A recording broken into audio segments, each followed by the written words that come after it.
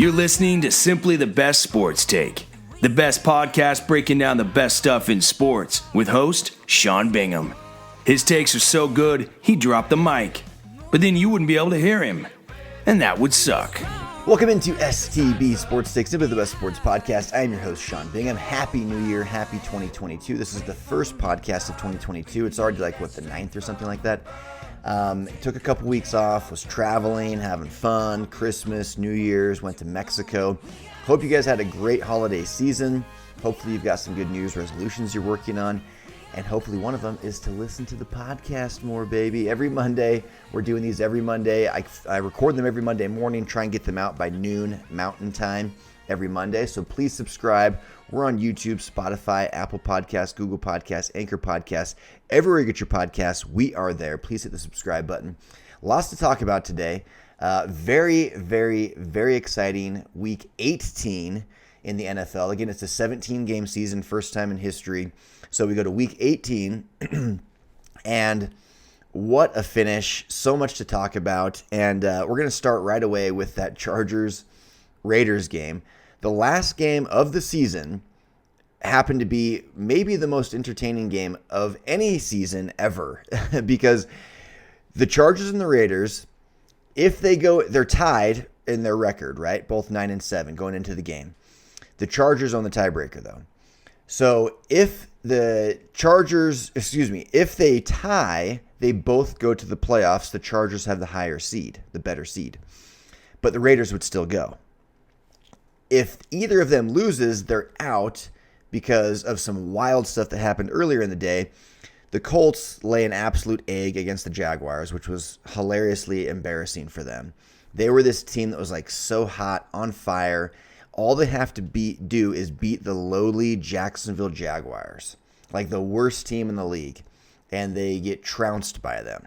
So that opens up the door for a lot of AFC stuff. The Steelers then go and get a victory over their rival, the Ravens. And so now it's okay, the Steelers are actually in position. They were a long shot to start the day, and now all of a sudden they're in position. So because of that Colts victory, now the Steelers are in as long as these two teams, the Chargers and the Raiders, don't tie. That's the only thing that has to happen. Don't tie. If they tie, then the Steelers are out. And wouldn't you know it, it goes into overtimes. The Chargers and the Raiders goes to overtime. And with the new rules, it's not sudden death, where it's the first team to score. It's been like that for a few years now, but unless you score a touchdown. But we go field goal. We get all the way down to the last 2 minutes, and it's a tie ball game, okay? And there's all these conspiracies floating around. The Raiders are around midfield. They start to cross midfield, and it's a long field goal, and the chances of them kicking that field goal and making it are 40-something%, right? Then you run the risk of do we give them the ball back with good field position where they can maybe get a big play and then they win? Because the Raiders at this point just don't want to lose. That's all they want. They just can't lose. They need to tie or win. Now, the Raiders are highly incentivized to win, though. Don't kid yourselves. I know the conspiracy theories out there that the teams are going to try and tie to go to the playoffs, but the Raiders do not want to face the Chiefs in the first round of the playoffs. They got absolutely demolished by them twice this season. So trust me, the Raiders did not want to go to Kansas City for the first round of the playoffs just to get crushed again. And even if they did miraculously win that game, their next game is against the number 1 seed, the Titans. So I don't think anybody wanted the 7 seed. The Chargers, however, whether they won or tied, they were going to be the 6th seed. If they lost, they were out entirely. So they were incentivized to at least not lose, right? So this is where it gets interesting. The Raiders definitely want to win, but they certainly would rather tie than lose because getting to the playoffs is better than not getting to the playoffs. So there's a lot of this going into being taken into account as the clock's winding down. And it's okay, do we kick this super long field goal to win it when we don't really need to win? We don't have to win. We're in the playoffs whether we win right now or tie. Or do we just take it easy, go for the tie, and get to brag that we got to the playoffs, even though you're going to lose to the Chiefs, right? Well, they run the ball on first down. They run the ball on second down. They line up on third down. It's 3rd and 4, and they're in shotgun, but they had just run it out of shotgun on second down. So they line up to run it again, most likely. I can't imagine they were going to pass. I mean, they were in shotgun. And the Chargers, there's like 30-something seconds left. The Chargers call timeout. And everyone, this is what's got everybody up in arms. They're like, why are you calling timeout? Why did you call timeout? So Chargers call timeout. They change defenses a little bit. After the game, their coach is saying that the changes, the timeout was to make changes so that they had the best run defenders in the game. Well, I would question why were they not in the game in the first place? In that scenario, you know it's going to be run. So why were the best run defenders not already in the game? They call timeout, change personnel, and the Raiders maybe changed their play call. Probably they did. They end up getting a 10-yard gain, and now all of a sudden a 57-yard field goal is a 47-yard field goal. The percentages, the likelihood of making that field goal jumped from 47% to 72%.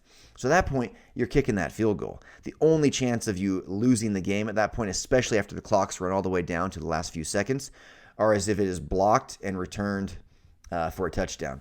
And the chances of that happening are just very, very slim, right? Very, very slim. We did see it in the Iron Bowl in 2013, Alabama-Auburn, where he catches the field goal that fell just short in the very back of the end zone, returns it 109 yards on the final play of the game to win the game. So it can happen, but that's once in my entire lifetime that I can remember it happening. And so it's not likely.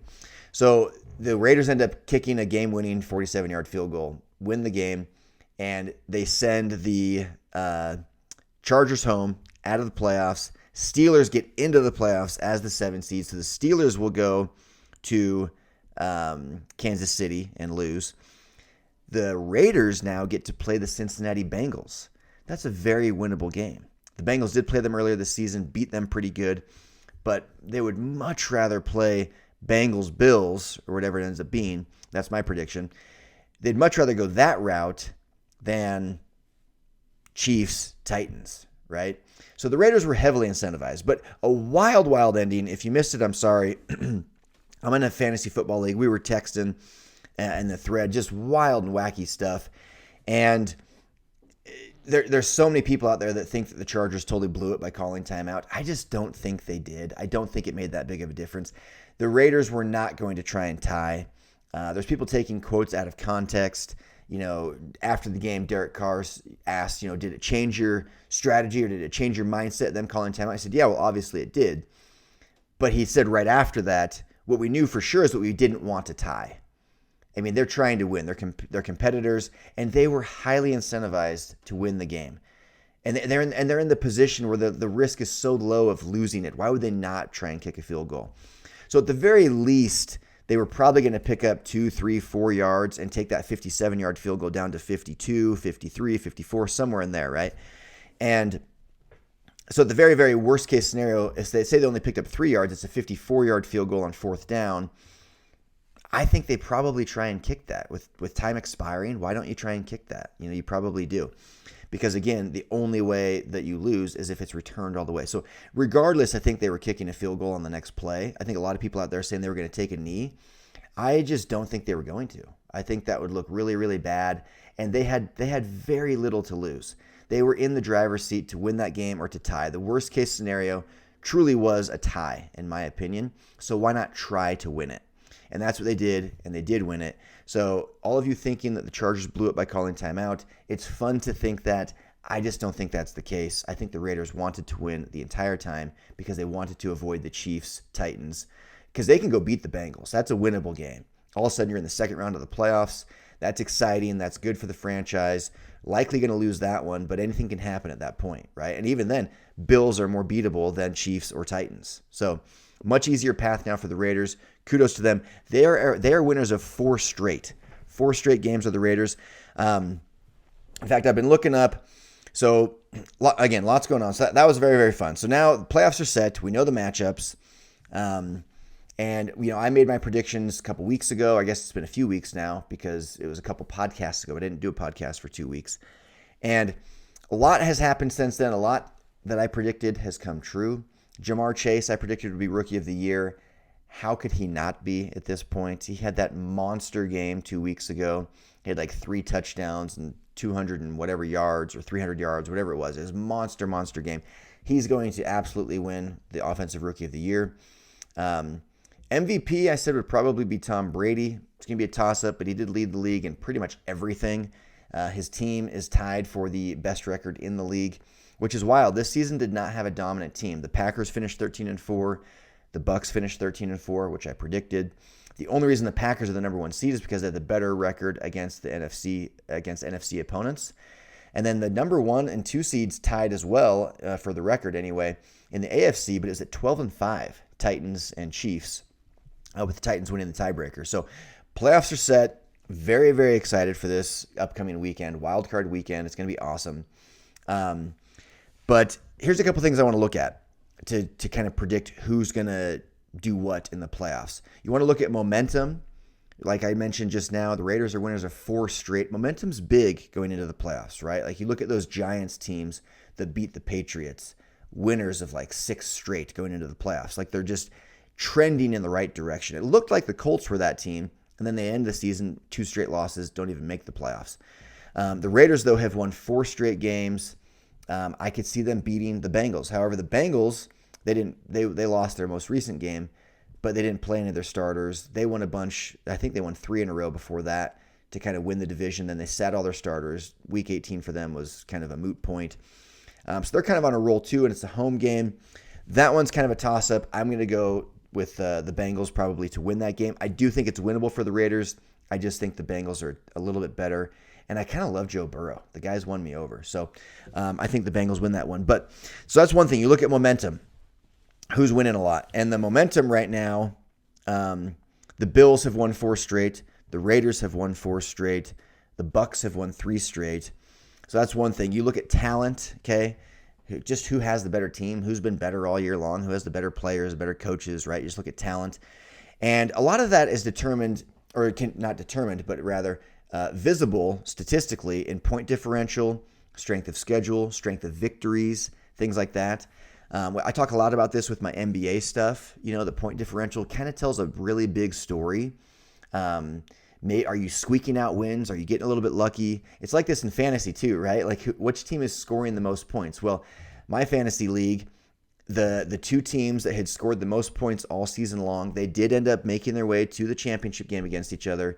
And the guy who had scored the most points all season long did win the championship. And so I do think eventually the points you're scoring and the points you're allowing in real football tell a bigger story going into the playoffs than just wins and losses. And what's interesting here is that Buffalo is number 1 in the NFL in point differential. They outscored their opponents this season by 194 points. Despite being just 11-6, they outscored their opponents by 194 points. That's number 1 in the NFL. Number 2 is going to surprise you.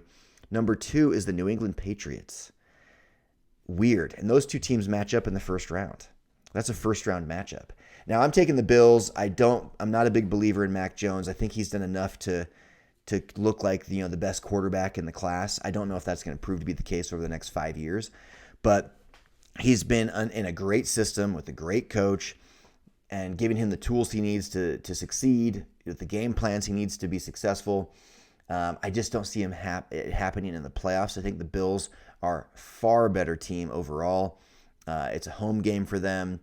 I think Josh Allen's the more experienced and better quarterback. I just think the Bills are ready to do this. And again, they're on a roll. Winners of 4 straight. So to me, the Bills take that one. But that's an interesting one. Plus 194 for Buffalo, plus 159 for New England. Dallas is 3rd in the NFL and 1st in the NFC with plus 172. Excuse me, they're actually 2nd in the NFL and 1st in the NFC with 172 point differential. Here's what's misleading there. They play in the NFC East, which it pains me to admit is a very poor conference. It's one of the most competitive conferences and one of the most historic conferences with Super Bowl championships across the board. The Giants have 3. The Washington football team has 3. Getting a new name February 2nd, by the way. Very excited. I'm predicting Commanders. But they've got 3. The Eagles have at least 1, right? And then the Cowboys have, I think, 5. So I think they have more Super Bowl wins in that division than any other division. But, sorry, I had to take 30 seconds to to protect my NFC East. But reality is Washington losing record this year.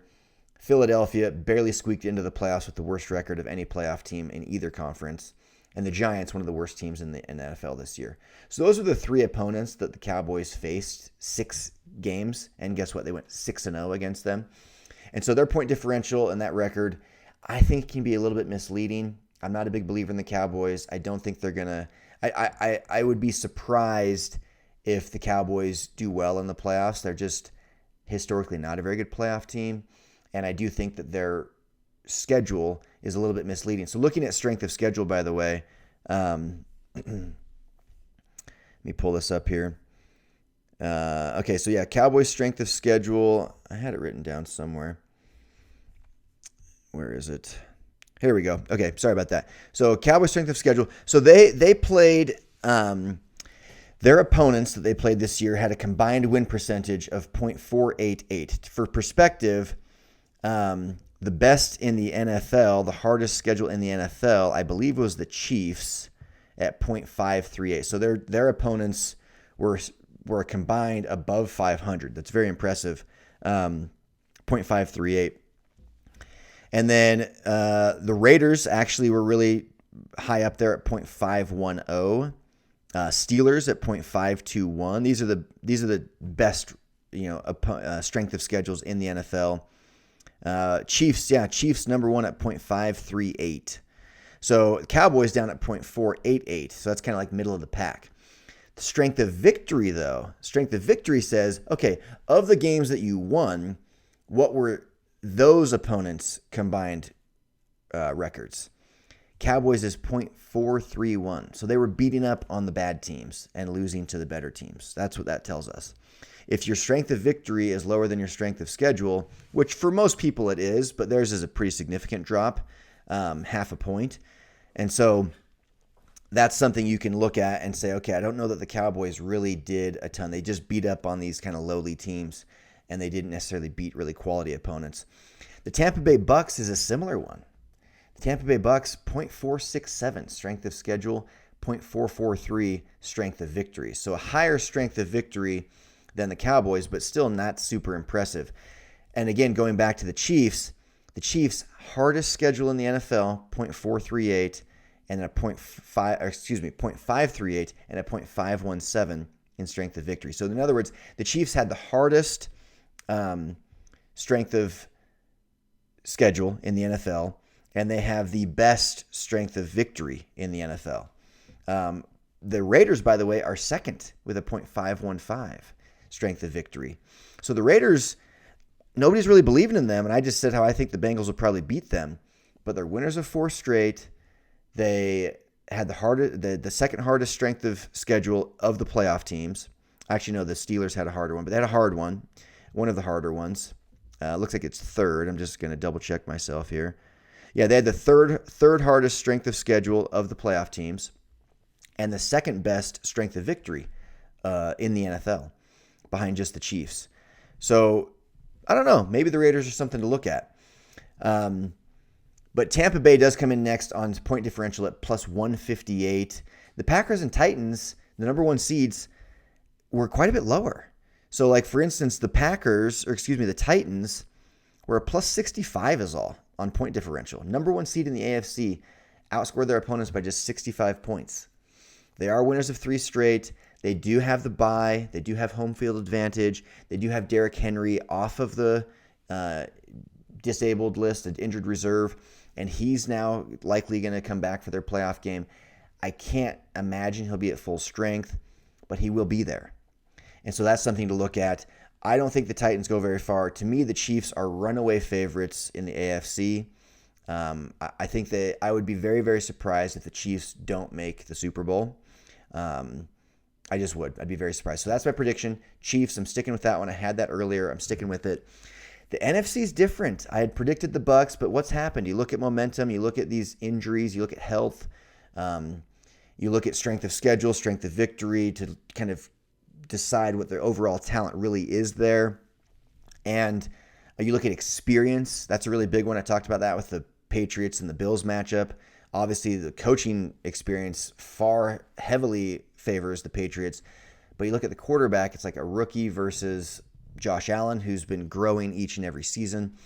So experience-wise, the Bucs are really, really on top of it. Talent-wise, I think they're pretty high. Momentum, I think they're okay. 3 wins in a row, right? Like things are kind of clicking for them. But then you look at health, and they do have home field advantage as well for the first game or the first 2 games. And then assuming the Packers get there, they'd have to travel to Green Bay for the NFC Championship game, which they did last year and won. And you've got Tom Brady, but what happened? They lost Chris Godwin to injury. They lost Antonio Brown to a temper tantrum, which that's a story in and of itself. AB pouts his way off the field, throws his shoulder pads, takes his shirt off, throws his wristbands, throws his shirt. Weirdest exit ever. The guy has to be suffering from CTE. You got to feel for the guy. He can't get out of his own way. He literally pouted his way off of a Super Bowl defending champion and very high contender for another Super Bowl this year. Pouted his way off the field, middle of the game, ran across the field, at least through the end zone, during the game, waving to the crowd, giving deuces, right, peace sign, and pouts his way off the team. And now he's blaming Tom Brady for all of it, who Tom Brady stuck his neck out for him, got him a job, got him on the team, let him live at his house, for crying out loud, for like who knows how long. I mean, Tom Brady did so much for this guy, and now he's blaming Tom Brady for the fact that he chose to quit and pout his way off the field. It's the weirdest thing.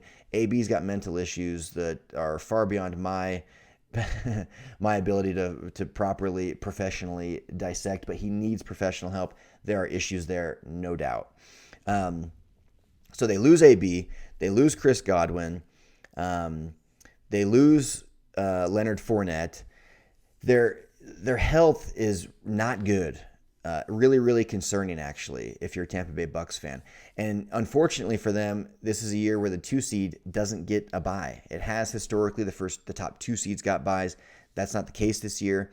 I kind of like it because it incentivizes teams to get that 1 seed, and it also brings in 1 extra team for the playoffs. And so I like this new setup. I really do.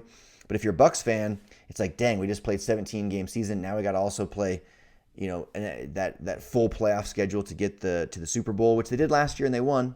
And they went on the road from the start. They went to Washington, beat the football team on the road, ended up beating, like I say, the Packers on the road in the NFC Championship game. So they've done it before, but they're not at full strength. Again, I'd say their number 2 receiver and their number 3 receiver. I'll give Mike Evans number 1, but numbers 2 and 3, Antonio Brown, Chris Godwin, both gone. Their number 1 running back, Leonard Fournette, gone currently or banged up. We'll see if he can come back for their second game or third game of the playoffs, but that's a concern. So I'm going to give the Packers a slight edge this year, and I'm going to say that the Packers, they're rolling. They lost yesterday to the Lions, but they didn't play anybody. Their starters were all sitting. They had the number 1 seed wrapped up, so that doesn't count. They had won several in a row before that. I just want to think that they'll redeem themselves from last year. And I'm actually going to change my prediction based on this new knowledge of injuries and health and AB quitting and all this stuff that happened in the last month. And I'm going to say that the Packers are going to win the NFC. So I'm going to say the Chiefs as the 2 seed win the AFC, Packers as the 1 seed win the NFC. And that's my prediction. And guys, I'm doing 75 hard. And the biggest change for me is trying to drink a gallon of water. So I'm actually going to have to hit pause and go pee right now. 75 hard is great. I'm only on like day 6 or something. But BRB. Okay, we're back. I realized I could have just, edited this because it's not like it's live, but kind of more fun to let you know what was going on there. Doing 75 hard, it's actually pretty great. For those that don't know, you do 2 workouts a day that are 45 minutes plus each, one of which has to be outdoors, and they have to be separated by a decent amount of time. So 2 separate workouts, one of which is outdoors. You read 10 pages a day, nonfiction. You drink a gallon of water a day, which I'm telling you, it's harder than you think. It's actually, I take that back. It's not harder than you think. It's actually been pretty easy, but I'm just peeing a lot. I'm peeing like an extra 5 times a day.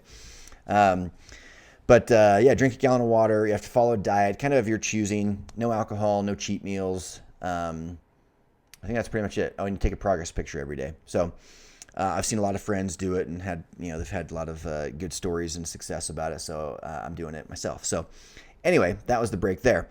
But getting back to the predictions, The Bucs are right there. I want them to win because I kind of love greatness. I love dynasties. I love the historicness of what Tom Brady's doing.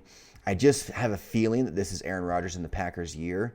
I wouldn't mind that either. He's an all-time great who's only got one Super Bowl, and he's got another chance for the NFC Championship game to be in Green Bay. I just got to think that he's going to, make up for what he's failed at previously, including last year. He's always wanted a home game for the NFC Championship game. He got it last year and lost to the GOAT. Probably going to have a chance to make up for that this year. And again, but this year the GOAT's without two of his three best receivers and his best running back.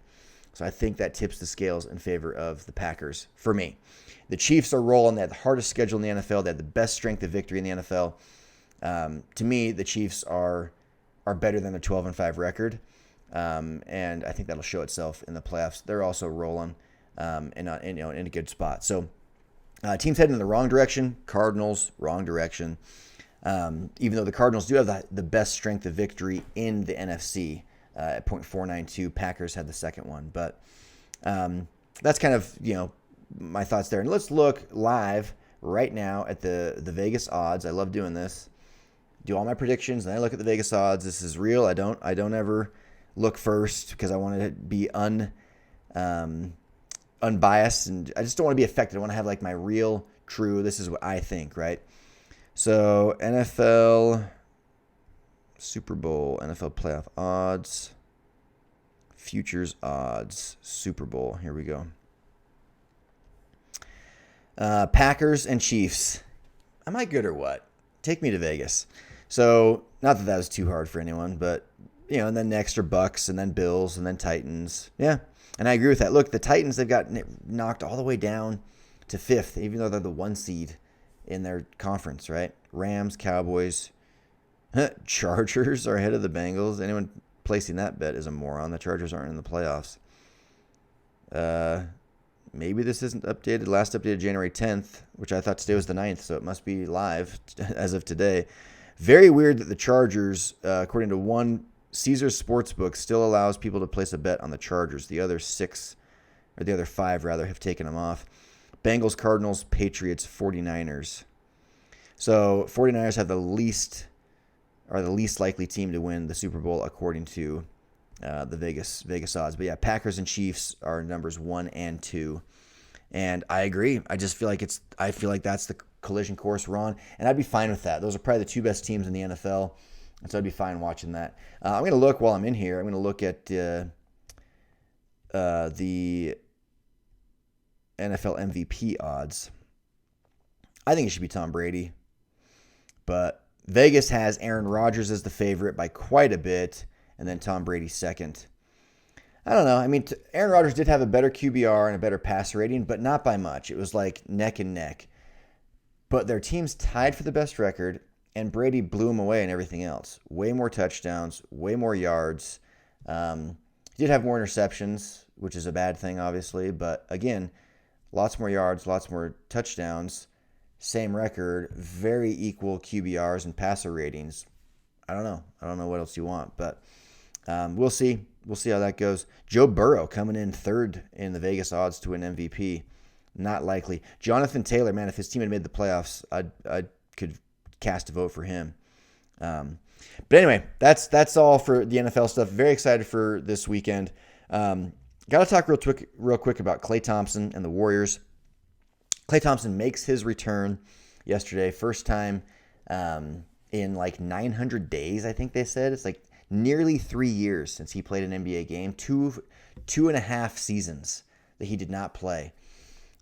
So sad because Klay Thompson is a guy that I've always said is one of the most underrated players of our time. He's one of the best defenders. Has been. He hasn't played in 2.5 years, so I guess we'll see. But has been one of the very best lockdown defenders. And I would say he's the second greatest shooter of all time behind only his teammate, Steph Curry. And he's so unselfish. He's the guy that scored 60 whatever points on 11 dribbles. Such a good player. He came back last night. He didn't look great, but he hasn't played in 2.5 years. One thing I was surprised by though is just like the way his body looked. Like he it looked like he hadn't been working out at all. I mean, I'm sure they have a strategy behind how they wanted him to be as far as like muscle mass and things like that. I was just a little surprised that he didn't look like he'd been hitting the weights much. It looked like he had kind of gotten soft and skinny, which I was just surprised by that. But he comes out last night, and let me see. I'm trying to pull up the box where they did win. They beat the Cavs, and I know he was just guns a-blazing. 7 of 18, 3 of 8 from 3. Not bad. Not bad. He was a -2 on the plus-minus. He only played 20 minutes. He did start. 17 points, 3 rebounds, 1 assist, 1 block. 7 of 18. Not horrible. I mean, it's not good, but it's not horrible. Steph Curry was 10 of 21, was a plus 23 in the plus-minus, had 28 points, 5 assists. And again, they get the dub there against the Cleveland Cavaliers. But Klay Thompson, what's weird to me is like the Warriors are so good this year. Best record in the NBA. And I'm very confused by it because they have the same team they had last year who was like very average. Last year's team was very average. It's the same exact team. And somehow they're really, really freaking good. Like, where did these guys get so good? Kind of bizarre. Like, everyone I guess it just started clicking. It just started working. And now all of a sudden, it's kind of like the pre-Kevin Durant Warriors, where it's like, oh, dang, like, maybe they've got just the right pieces in just the right places to be this phenomenal team. Klay Thompson back, Steph Curry's there, Draymond Green. Now they've got Andrew Wiggins, who's pretty darn good, Otto Porter. They've got players, and I'm like, shoot, like, how are they doing this? So they're a team that I think has a chance to win the title for sure. And they just added, and that's without Klay Thompson, and they just added Klay Thompson, who's for sure their second best player. And I just pray for his sake, fingers crossed, that he stays healthy, because it was so sad to watch him go down twice, season-ending injuries. So that's interesting. Last thing before I wrap up and move on to other things with my day and let you guys hit the subscribe button and move on to things in your day. Got to talk about Georgia-Alabama game tonight, national championship. Georgia is favored by 2.5. My money's on Alabama, though. It's a rematch that we just saw in the SEC championship game a few weeks ago. Super boring. Both 13-1. I'm going to watch, but I'm bugged that we're even having to deal with watching them play again. We already saw them play a championship game. I just wish it was someone else. But we all knew this was going to happen when we saw who made the playoffs. Michigan and Cincinnati were not going to beat either one of these teams. So I guess in that regard, they deserve to be here. But we already saw it. I wish they had to go through more teams than just one other to get to play each other again. But that's that. And again, I'm going to take Alabama to win. Again, another national championship for Nick Saban. Woo, college football is so fun. All right, that's all the time I have for today. I am out. Peace. Thanks for hanging with Simply the Best Sports Take. Don't forget to subscribe to this podcast and check out STBSportsTake.com. Simply the best in sports. 'Cause we are warriors.